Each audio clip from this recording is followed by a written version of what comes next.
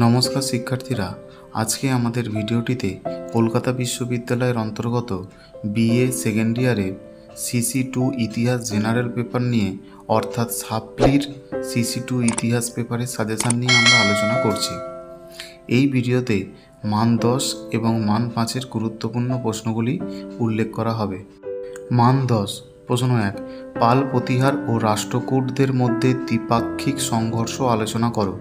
2, শশাঙ্কের অধীনে আঞ্চলিক শক্তিরূপে গৌড়ের উত্থান বর্ণনা করো। 3, গুপ্ত যুগকে কি সুবর্ণযুগ বলা যায়? 4, রাজপুত রাজ্যের উত্থানের কারণ কি?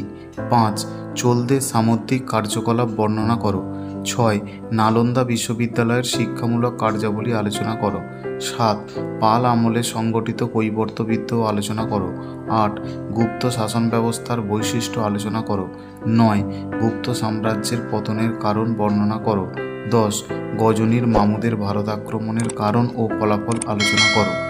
অতিরিক্ত প্রশ্ন হিসাবে তোমরা আরও 2টি প্রশ্ন দেখে যেতে পারো। 11, মোহাম্মদ ঘুরির ভারত আক্রমণের কারণ ও ফলাফল কী ছিল? 12, সমুদ্রগুপ্তের কৃতিত্ব আলোচনা করো। মান 5-এর গুরুত্বপূর্ণ প্রশ্নগুলি হলো: 1, টিকা লেখো বকাটক। 2, পাল ও সেন যুগের সাংস্কৃতিক জীবন। 3, পল্লব স্থাপত্য। 4, হর্ষবর্ধন ও শশাঙ্কের মধ্যে বিরোধ।